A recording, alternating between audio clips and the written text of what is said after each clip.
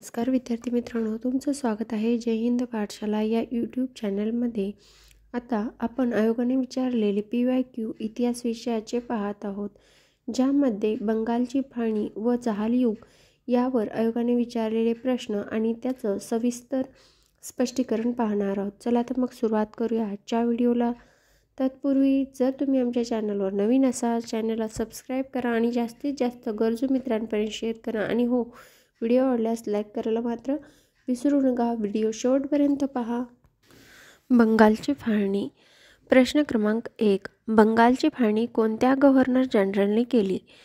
तर ते होते लॉर्ड कर्झन. म्हणजेच या प्रश्नाचं उत्तर आहे पर्याय क्रमांक 4. मग बंगालची फाळणी केव्हा झाली किंवा त्याची घोषणा केव्हा केली? तर बंगालच्या फाळणीची घोषणा ही लॉर्ड कर्झनने 1905 मध्ये केली आणि 19 जुलै 1905 रोजी लॉर्ड कर्झन याने सर विल्यम वॉर्ड यांच्या योजनेप्रमाणे बंगालच्या फाळणीचा निर्णय घेतला आणि 16 ऑक्टोबर 1905 रोजी बंगालच्या फाळणीची योजना कार्यान्वित करण्यात आली. त्यामुळे 16 ऑक्टोबर 1905 हा दिवस शोक दिन म्हणून भारतीयांनी पाळला. त्यानंतर बंगाल, बिहार, ओरिसा व आसामचा समावेश करण्यात आला. या प्रांताचे क्षेत्रफळ 1,90,000 मैल असून त्यांची लोकसंख्या 8 करोड होती. बंगालच्या फाळणीची मूळ कल्पना सर विल्यम वॉर्ड यांची होती. त्यांच्या कल्पनेनुसार अँड्र्यू फ्रेझर यांनी फाळणीची योजना तयार केली. फाळणीची योजना पुढीलप्रमाणे होती. तर ओरिसा प्रांताबाहेरील ओरिसा भाषिक प्रदेश बंगालला जोडणे व दुसरं होतं बंगाल प्रांताच्या पूर्व भाग असलेला चितगाव, ढाका, मोमनसिंग, आसाम प्रांतात जोडणे. बंगालमधील छोटा नागपूर भाग दूर करून मध्य प्रांताला जोडणे. चितगाव, ढाका, मालडा जिल्हा, राजेशा विभाग हे प्रदेश बंगालपासून वेगळे करून ते आसाम प्रांताला जोडले. या प्रांतास पूर्व बंगाल व आसाम असे नाव देण्यात आले. या प्रांताचे क्षेत्रफळ 1,06,540 चौरस किमी किंवा चौरस मैल असून लोकसंख्या 3,10,00,000 होती. त्यापैकी 1,80,00,000 मुस्लिम व 1,20,00,000 हिंदू. बंगाल प्रांतात पश्चिमेकडील काही प्रदेश छोटा नागपूर 5 हिंदू संस्थाने बंगालपासून वेगळी केली. सबलपूर व 5 ओरिसा संस्थाने बंगाल प्रांतास जोडली. लोकमान्य टिळक 29 ऑगस्ट 1905 च्या केसरीच्या अंकात लॉर्ड कर्झनने तुलना औरंगजेबाशी करतात. तर गोपाळकृष्ण गोखले यांनी लॉर्ड कर्झनला औरंगजेबाची उपमा दिलेली होती. बंगालच्या फाळणीला तीव्र विरोध झाला. सुरेंद्रनाथ बॅनर्जी या चळवळीचे नेतृत्व पत्कारले व जेणेकरून नवीन घोषणा दिली. बॅनर्जी झुकू नका. 1911 मध्ये ही फाळणी रद्द करण्यात आली. लॉर्ड कर्झन 1899 ते 1905 हा त्यांचा कार्यकाळ होता. त्यांच्या कार्यकाळामध्ये भारतीय नाणी कायदा 1899 साली जाहीर केला. त्यानंतर दुष्काळ आयोग सुद्धा त्यांनी सर मॅकडोनाल्ड यांच्या अध्यक्षतेखाली तयार केला होता. पोलीस सुधारणा फ्रेझर हे नियुक्त करून केलेला होता आणि बंगालची फाळणी 1905 मध्ये करण्यात आलेली होती. तर भारतीय विद्यापीठ कायदा 1904 आणि कलकत्ता कॉर्पोरेशन ॲक्ट 1899 मध्ये करण्यात आलेली होती. यानंतर प्रश्न क्रमांक 2. इसवी सन 1911 मध्ये बंगालची फाळणी रद्द झाल्याची घोषणा डॅश याने केली. जॉर्ज पंचम होते ते. म्हणजेच या प्रश्नाचं उत्तर आहे पर्याय क्रमांक 2. जॉर्ज पंचम यांनी 1911 मध्ये बंगालची फाळणी रद्द केली. तेव्हाचे व्हाईसरॉय होते लॉर्ड हार्डिंग आणि ही घोषणा पंचम जॉर्ज, इंग्लंडचा जो राजा होता, यांनी केली 12 डिसेंबर 1911 मध्ये. तेव्हा भारतमंत्री होते लॉर्ड मोर्ले. दिल्ली दरबार राजा व राणीच्या स्वागतासाठी भरण्यात आला होता. तेव्हाच ही घोषणा केली आणि परिणामी भारताची राजधानी कोलकात्याहून दिल्लीला नेण्याचा निर्णय झाला. यानंतर प्रश्न क्रमांक 3, लॉर्ड कर्झनने बंगालची फाळणी कशासाठी केली? आता तेव्हा तर त्यांनी असंच सांगितलं की प्रशासनाची सोय करण्यासाठी किंवा राष्ट्रीय चळवळ दडपण्यासाठी, हे तर सांगणार नाहीत, पण ते पण एक उद्देश होता त्यांचा की राष्ट्रीय चळवळ दडपून टाकावी. आणि दुसरं म्हणजे अन्य भाषिक प्रदेश वेगवेगळा करावा, म्हणजे वेगवेगळ्या भाषेचा प्रदेश वेगवेगळा करावा, ही सुद्धा एक तेव्हा फाळणी करण्यासाठी लॉर्ड कर्झन यांची योजना होती. ती अंमलात आली 16 ऑक्टोबर 1905 या दिवशी लॉर्ड कर्झन याने बंगालची फाळणी केली, जो की शोक दिवस म्हणून मनवला जातो. कल्पना मात्र लॉर्ड कर्झनची नव्हती, ते विल्यम वॉर्डची ही कल्पना होती. त्यांनी घोषणा केली लॉर्ड कर्झनने 7 जुलै 1905ला. तेव्हा व्हाईसरॉय तर कर्झनच होते, पण ही घोषणा त्यांनी सिमल्याहून केली आणि फाळणीचा विरोध हेनरी कॉटन यांनी केलेला होता.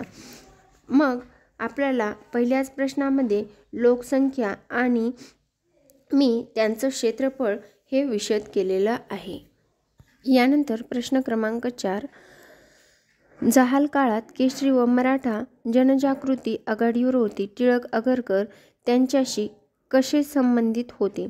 आता जेव्हा जहाल काळ होता तेव्हा टिळक आगरकर हे टिळक केसरीमधून प्रकाशित करायचे, तर मराठा हे 2 वृत्तपत्र होते, त्यातून ते आपले भाष्य करायचे. तर या प्रश्नाचं उत्तर आहे पर्याय क्रमांक 4, वरीलपैकी एकही बरोबर नाही. मग यांची सविस्तर माहिती घेऊया. तेव्हा काय झालं, केसरी हे एक वृत्तपत्र होतं जे ब्रह्मदेश, सिलोन, श्रीलंका, सिलोन म्हणजे त्यावेळेस आत्ताची श्रीलंका, आफ्रिका, अफगाणिस्तान देशातही हे वृत्तपत्र जात होतं. त्याचे संपादक आगरकर होते आणि सुरुवात केली होती लोकमान्य टिळकांनी 4 जानेवारी 1881ला. हे मराठी भाषेतून प्रकाशित व्हायचं आणि त्याचा छापखाना होता आर्यभूषण छापखाना. त्यानंतर मराठा हे सुद्धा एक वृत्तपत्र होतं, ज्याचे स्वतः संपादक लोकमान्य टिळक होते. त्यांनी 2 जानेवारी 1881ला सुरुवात केली होती. आता केसरीचा मोठा भाऊ म्हणून आपल्याला मराठा वृत्तपत्राला म्हणता येतं, कारण ते 2 दिवस अगोदर सुरू झालेलं होतं. याचं वैशिष्ट्य म्हणजे विष्णुशास्त्रींनी यांचं नाव सुचवलेलं होतं की मराठा हे वृत्तपत्र ठेवा, पण ते कुठल्या भाषेत म्हणजे संपादित व्हायचं, तर ती इंग्रजी भाषा होती. सुरुवातीस मराठा वृत्तपत्र व नंतर केसरी वृत्तपत्र हे लोकमान्य टिळकांनी सुरुवात केली. यानंतर प्रश्न क्रमांक 5, लोकमान्य टिळकांशी संबंधित खालील घटनाक्रम रचना योग्य प्रकारे करा. आता अ दिले साराबंदी मोहीम, गणेश उत्सव, होम रूल लीग, शिवाजी उत्सव. तर गणेश उत्सव हा त्यांनी 1893ला सुरुवात केला. त्यानंतर शिवाजी उत्सव हा त्यांनी 1895ला केला. साराबंदी मोहीम ही 1896 ते 97ची आहे आणि लोकमान्य टिळकांनी होम रूल लीग ही 1916ला सुरुवात केली. म्हणजेच या प्रश्नाचं उत्तर आपल्याला पर्याय क्रमांक 3 देता येईल, ब, ड, अ, क. यानंतर प्रश्न क्रमांक 6, स्वराज्य म्हणजे स्वशासन असे लोकमान्य टिळकांना वाटत होते, तर स्वराज्य म्हणजे परकीय राजवटीपासून पूर्ण मुक्तता असे कोणाला वाटत होते? तर ते होते अरविंद घोष. यांना काय वाटायचं, स्वराज्य म्हणजे परकीय जे आपल्यावर ब्रिटिशांचं स्वराज्य आहे ते नाहीसं होणं म्हणजे स्वराज्य किंवा स्वतःचं शासन स्वतः करणं. पण लोकमान्य टिळकांना स्वराज्य म्हणजे परकीय राजवटीपासून मुक्तता असं अरविंद घोषला वाटायचं आणि स्वराज्य म्हणजे स्वशासन असं लोकमान्य टिळकांना वाटायचं. याबद्दल असं सांगता येईल आपल्याला की जहालांच्या समर्थनामध्ये क्रांतिकारकापासून ते गुप्त समर्थकापर्यंत तसेच दहशतवादाच्या विरोधात असणारे लोकही होते. लोकमान्य टिळक, बिपिनचंद्र पाल, लाला लजपतराय, अरविंद घोष यांना राजकीय आदर्शामध्ये व त्यांच्या कार्यपद्धतीमध्ये बरीच भिन्नता होती. टिळकांनी स्वराज्याची कल्पना ही स्वशासनावर आधारित होती, तर अरविंद घोष यांच्या मते स्वराज्य म्हणजे इंग्रजांच्या नियंत्रणापासून पूर्णपणे मुक्त असं आपलं शासन, अशी मतभेद किंवा अशी वेगवेगळी विचारसरणी त्यांची होती. यानंतर प्रश्न क्रमांक 7 डॅश डॅश मुख्य उणिवा म्हणजे यात मुस्लिमांचा विशेष करून शेतकऱ्यांचा पाठिंबा मिळविण्यात आलेला नव्हता. स्वदेशी चळवळीमध्ये ह्या गोष्टी झाल्या होत्या, कारण स्वदेशी चळवळ सुरू झाली आणि मुस्लिमांचाही पाठिंबा भेटला नाही आणि शेतकऱ्यांचाही पाठिंबा भेटला नाही. आता स्वदेशी चळवळीलाच वंगभंग चळवळ सुद्धा म्हटलं जातं. 7 ऑगस्ट 1905 रोजी फाळणी अंमलात येण्याच्या आधीच म्हणजे बंगालच्या फाळणीचा विरोध सुरू झाला आणि वंगभंग चळवळीमध्ये स्वदेशाचा प्रसार करण्यात आला. त्यामुळे ही चळवळ नंतर स्वदेशी चळवळ म्हणून ओळखली जाऊ लागली. नेतृत्व केलं होतं कृष्णकुमार मित्रा आणि सुरेंद्रनाथ बॅनर्जी या मवाळ नेत्यांनी वंगभंग चळवळीस सुरुवात केली. नंतरच्या टप्प्यात जहालवादी नेत्यांनी नेतृत्व, शेवटी जहालमतवाद्यांनी एकत्रितपणे चळवळ केली.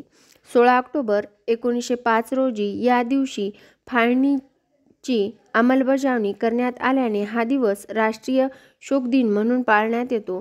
परिणाम काय झाले मग तर स्वदेशी वस्तूंचा वापर तर ब्रिटिश वस्तूंवर बहिष्कार. रक्षाबंधनाचा सण म्हणून हिंदू मुस्लिमांना ऐक्याचे प्रतीक बनवले.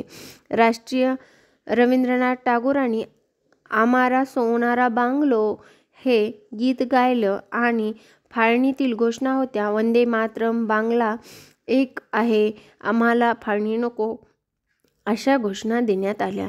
दरम्यानच्या काळात भारतमंत्री भारताच्या अर्थसंकल्पाविषयी ब्रिटिश संसदेत बोलताना भारतीय कायदेमंडळाच्या जागा वाढविण्याच्या विचारात असल्याचे सांगितले. यामुळे भारतीय मुस्लिमांच्या मनात हिंदूंच्या वर्चस्वाची शंका निर्माण झाली. आपले हितसंबंध जोपासण्यासाठी मुस्लिमांसाठी स्वतंत्र मतदारसंघ मागणी पुढे आली आणि परिणामी मुस्लिमांचा सहभाग कमी होत गेला. बंगालची फाळणी हा राजकीय प्रश्न होता, त्यामुळे शेतकऱ्यांचा सहभाग कमीच दिसून आला. यानंतर 8वा प्रश्न, स्वदेशी जो स्वदेशासाठी मरतो तो चिरंजीवी होतो अशी डॅश डॅश यांची श्रद्धा होती. जोझेफ मॅझिनी यांची अशी श्रद्धा होती की जो स्वदेशासाठी मरतो तो चिरंजीवी असतो. त्यानंतर प्रश्न क्रमांक 9 16 ऑक्टोबर 1905 रोजी हा दिवस काय म्हणून पाळला जातो. या अगोदरच्या 2 प्रश्नामध्ये मी सांगितलं की हा दिवस फाळणीचा दिवस होता, म्हणून या दिवसाला शोक दिवस म्हणून वापरलं जात होतं. म्हणजेच 16 ऑक्टोबर रोजी बंगालची फाळणी अंमलात आली, त्या दिवशी प्रांतभर सूतक पाळण्यात आलं आणि यालाच आपण शोक दिन म्हणू शकतो. बंगाली एकजुटीचे प्रतीक म्हणून सामूहिक रक्षाबंधन सोहळे सुद्धा करण्यात आले आणि 16 ऑक्टोबर 1905 रोजी हा अंमलात आल्यामुळे शोक दिन म्हणून किंवा राष्ट्रीय शोक दिन म्हणून पाळण्यात आला. त्यानंतर 10वा प्रश्न, भारतीय असंतोषाचे जनक म्हणून लोकमान्य टिळकांचा कोणी उल्लेख केला तर ते होते सर व्हॅलेंटाईन चिरोल. इसवी सन 1906च्या कलकत्ता काँग्रेस अधिवेशनाच्या स्वराज्य, स्वदेशी, बहिष्कार व राष्ट्रीय शिक्षण हे ठराव मंजूर झाले. हे ब्रिटिश सत्तेचे खरे स्वरूप भारतीय जनतेपुढे उघड करण्यात आले आणि टिळकांची महत्त्वाची भूमिका बजावली. परिणामी भारतीय जनतेचे मनात इंग्रजी सत्तेविरुद्ध प्रचंड असंतोष निर्माण झाला. त्यामुळे सर व्हॅलेंटाईन चिरोल यांनी लोकमान्य टिळकांना हिंदी लोकांचे असंतोषाचे जनक म्हणून लंडन टाइम्स ऑफ या वृत्तपत्राचे प्रतिनिधित्व असणारे व्हॅलेंटाईन चिरोल यांनी म्हटलेलं होतं.